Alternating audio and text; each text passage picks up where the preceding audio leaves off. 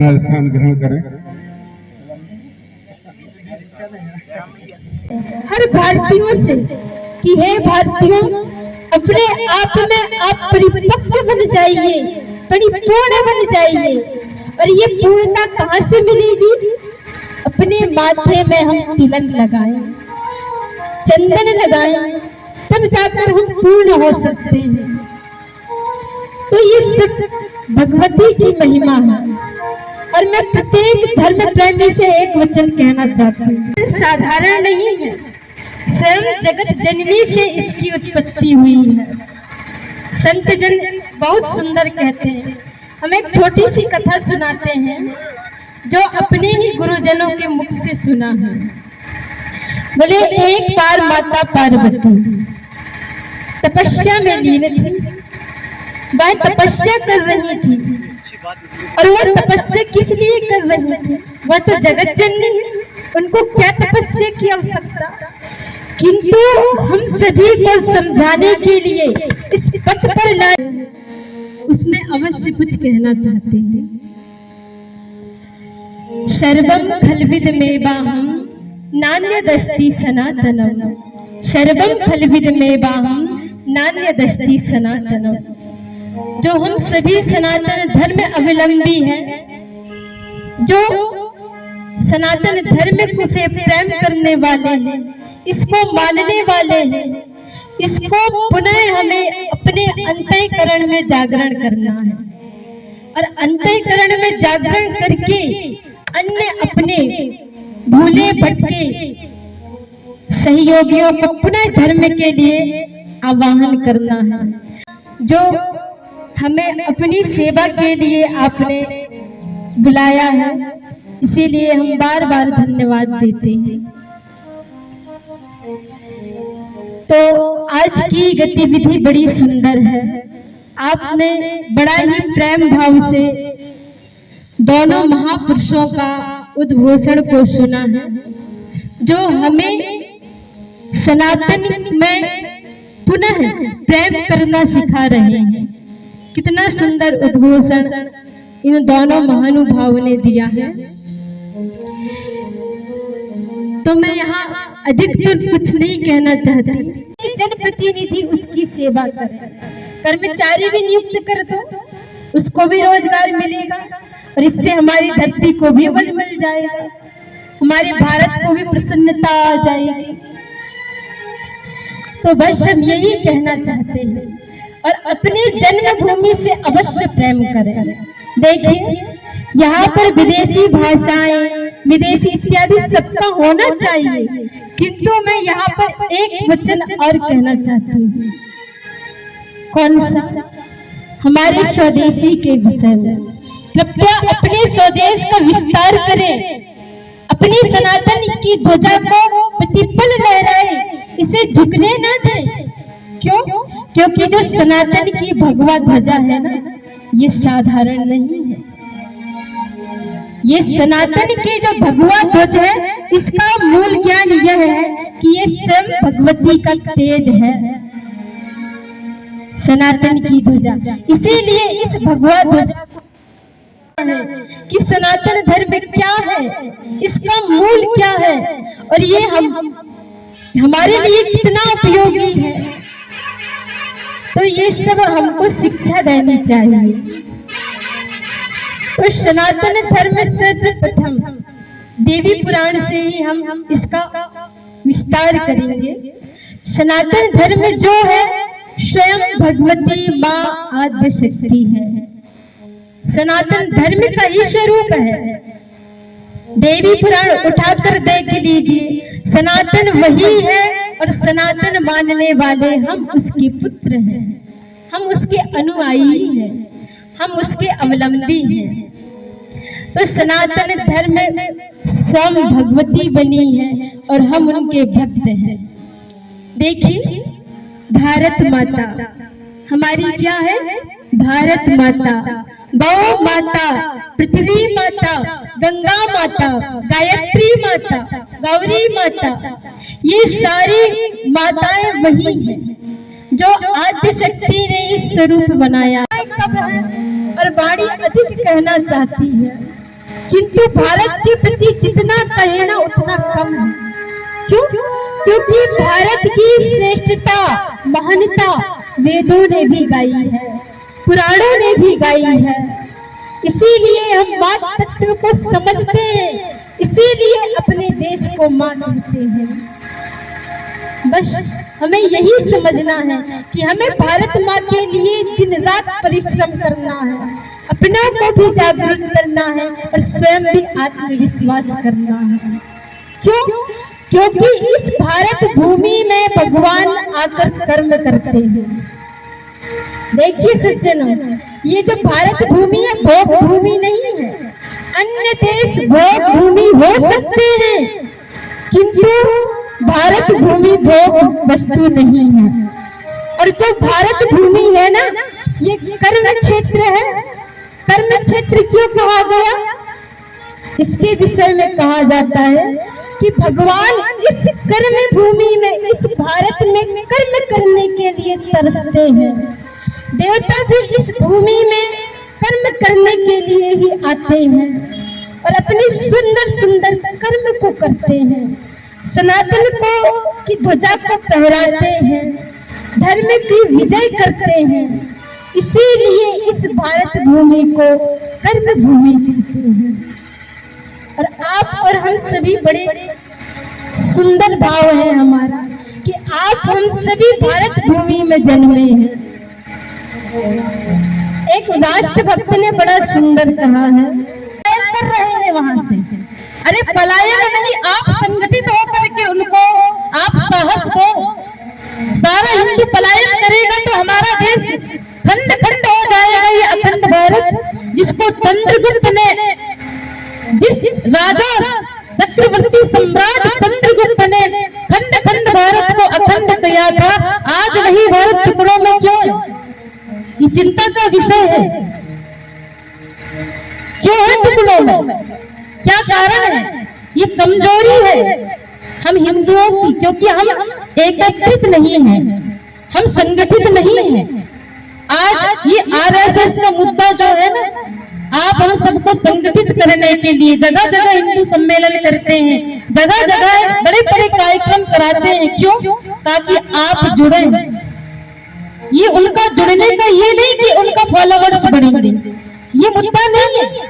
मुद्दा तो केवल भारत को बचाने का है, भारत को अखंड करने का है। तो आप सब सहयोगी बने। थोड़ा सा भी अगर हमें किसी मस्जिद में मंदिर का चिन्ह दिख जाए ना, आप ऑब्जेक्शन उठा लेना।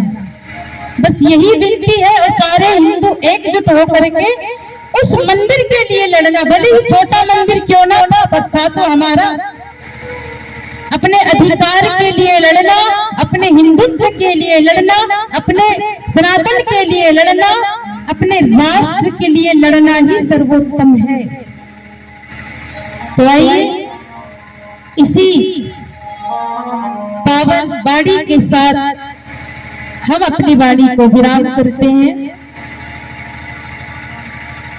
यहाँ पर भारत में हो, चाहे माँ भगवती भुवनेश्वरी हो, चाहे गौ माता हो, यदि आप भगवती के भक्त बन जाओगे ना, आपको अपार शक्ति मिलेगी। क्योंकि आप सभी को शक्ति की आवश्यकता है और उन्हीं भगवती से आपको बुद्धि भी मिलेगी, शक्ति भी मिलेगी और विवेक भी मिलेगा। देवी पुराण में बड़ा सुंदर वर्णन आता है। एक बार कालकेतु नामक असुर ने एक यज्ञ से उत्पन्न कन्या एकाबली का हरण कर लिया था। अब वह कन्या अपनी सखी के साथ कारागार में चली गई थी। अब उस सखी ने स्वप्न देखा, भगवती ने स्वप्न में दर्शन दिया एकावली की सखी को कि तू मेरे मंत्र का जाप कर और इस कारावास से बाहर निकल, तेरा एक योद्धा तेरी सखी का रक्षक होगा और वह मेरा भक्त है। उसी समय वह एकावली की सखी यशोवती वन में भ्रमण करने चली गई। देखिए भगवती की वह भक्त के विषय में तो जैसे वह चली गई उसी समय एक वीर नामक राजा आया और जो भगवती का स्वयं भक्त है उससे सारे वचन को सुनकर आज गुरु दत्तात्रेय द्वारा उसने भगवती का सिद्ध मंत्र का जाप करना प्रारंभ कर दिया। और जैसे ही भगवती का मंत्र उसको सिद्ध हो गया, आज एक वीर शास्त्र के साथ साथ शस्त्र को भी उठा लिया और जाकर कालकेतु का वध कर दिया और उस कन्या को उसके पिता को सौंप दिया। ये होता है भगवती के भक्त का महान चरित्र। और हम भी भगवती भारत माता के ही भक्त हैं।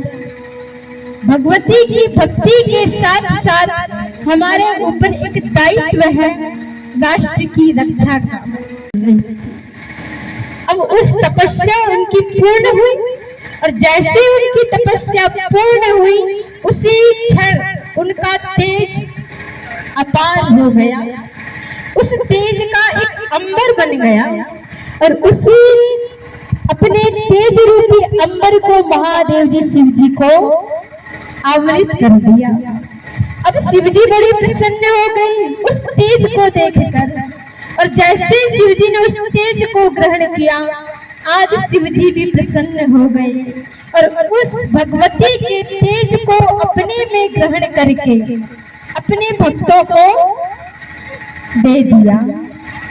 और जैसे शिव जी ने उस तेज को अपने भक्तों में दे दिया और वह भक्तों ने पाया, भक्त भी प्रसन्न हो गए और भक्त ने बड़ा सुंदर नाम दिया उस तेज का। जानते हो उस वर्ण का नाम दिया भगवा। क्या नाम दिया? बोलिए भी, भगवा। भगवा नाम क्यों दिया? क्योंकि भगवती में भी लगता है और भगवान में भी लगता है।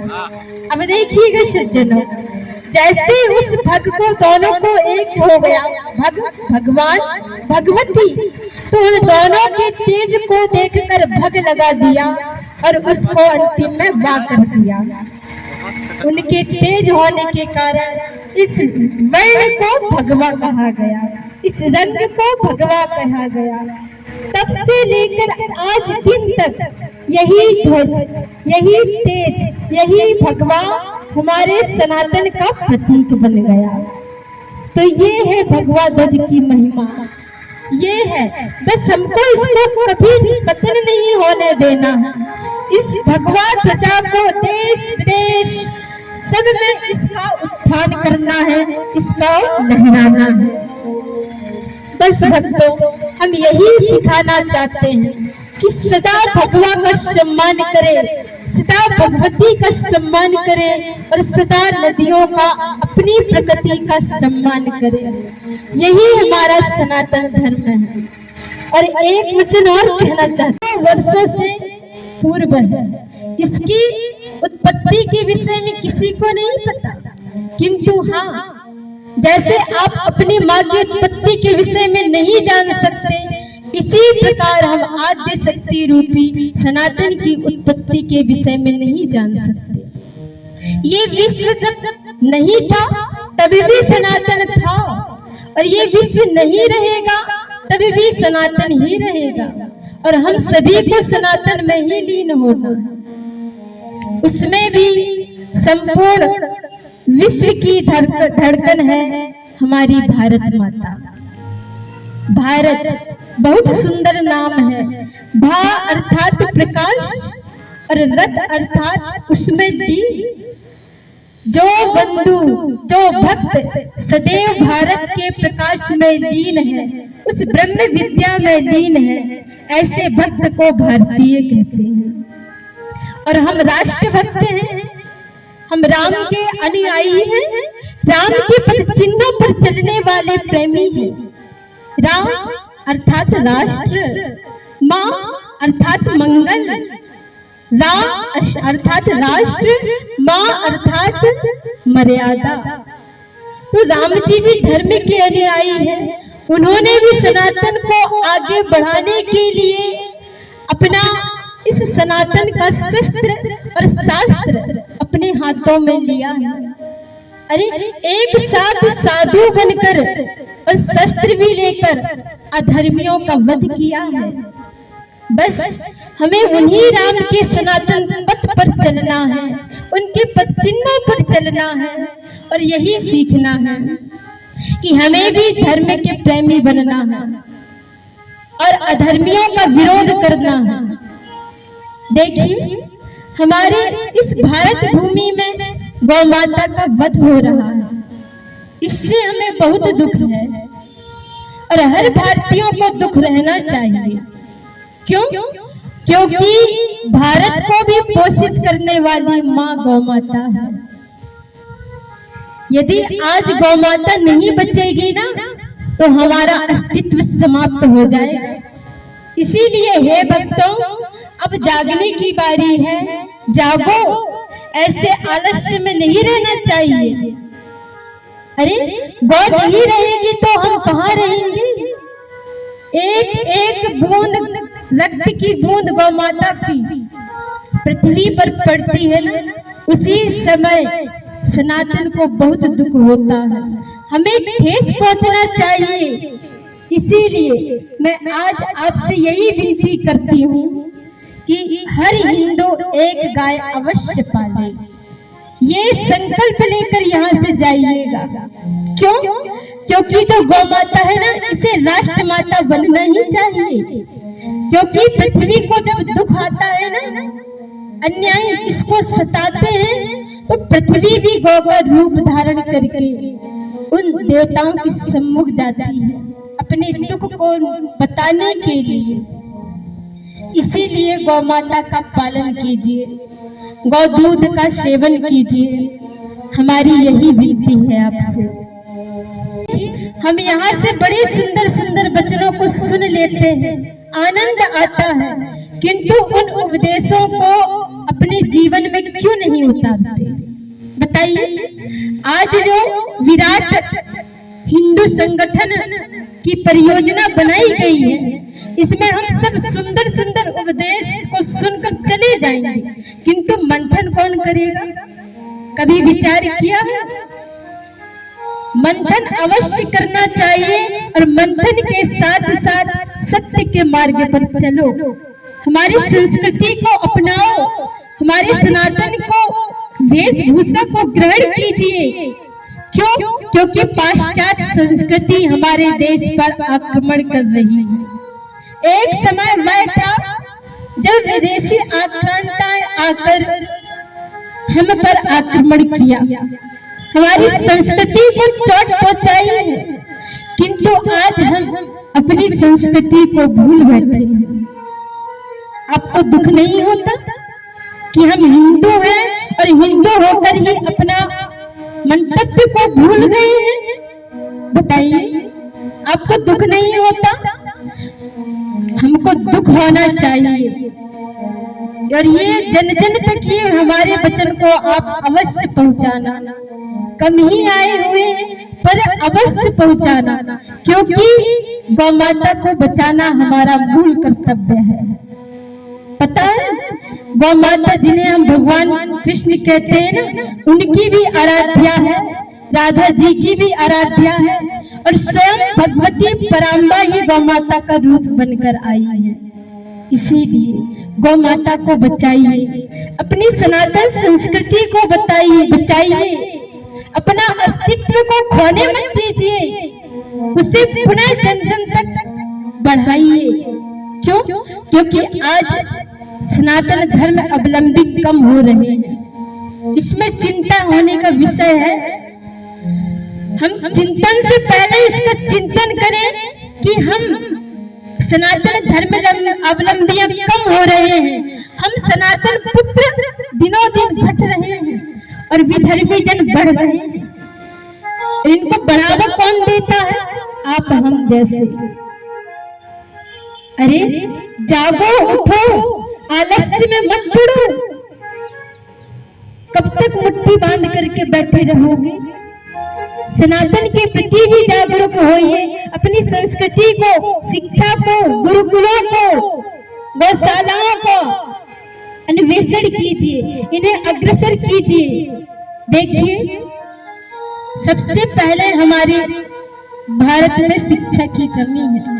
सबको ज्ञान है, गीता का, गायत्री का, सबका ज्ञान है, किंतु उस ज्ञान का सदुपयोग क्यों नहीं करते?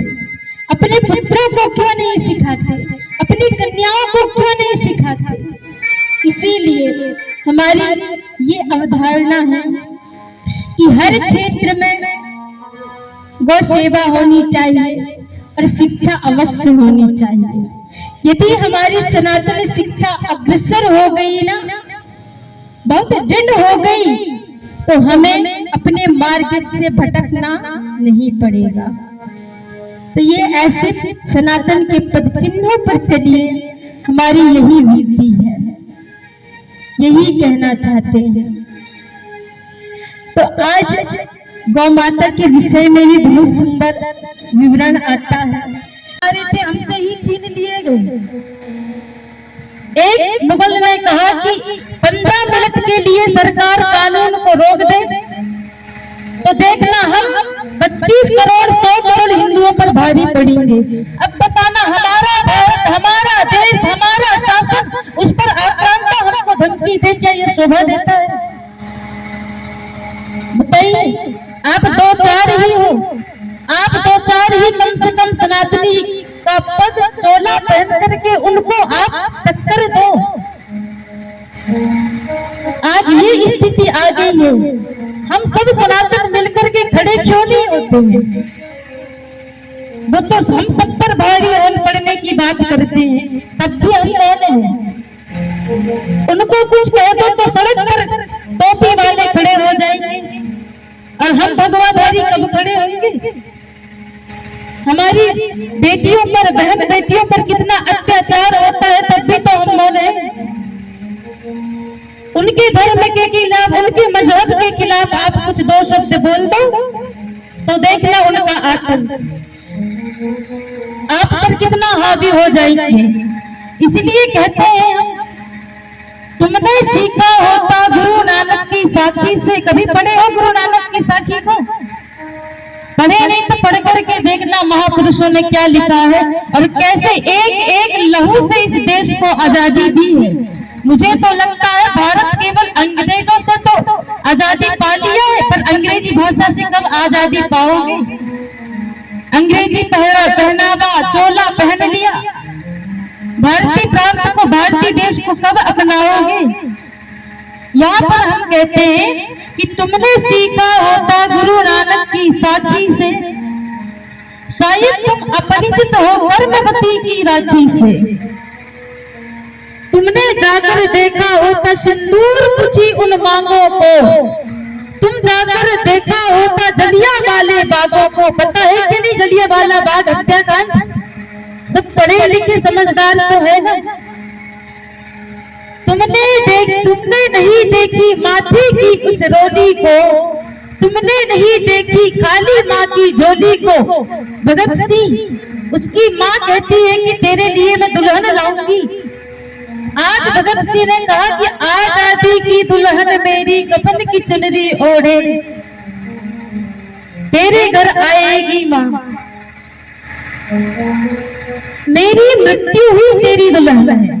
ये भगत सिंह ने कहा था ना, जब मैं मरूं तो समझ ले कि तेरी बारात आ गई, तेरी दुल्हन आ गई। घर घर में जाकर उत्सव मनाना, मिठाइयां खिलाना, ये भगत सिंह ने कहा था ना।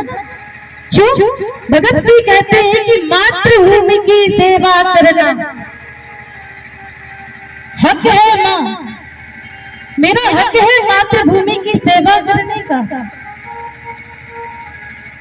आज वही भगत सिंह, वहीं पर यहाँ पर बात आती है कि तुमने नहीं देखी माथे की उस रोली को, तुमने नहीं देखी खाली माँ की झोली को।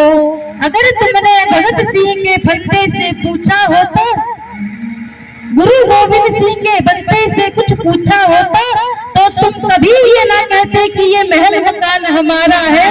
अरे भैया, पर बस तुमको कहना पड़ता हिंदुस्तान हमारा है, ये हिंदुस्तान हमारा है। केवल हम ये महल मतन ये अपने घर द्वार तक अटके हैं। एकता तो तब आएगी जब हम दिल से कहें हिंदुस्तानी है। अरे ये छोड़ो ये जात पात का ढोंग, बुरा मत मानिएगा, ये कड़वा सत्य है।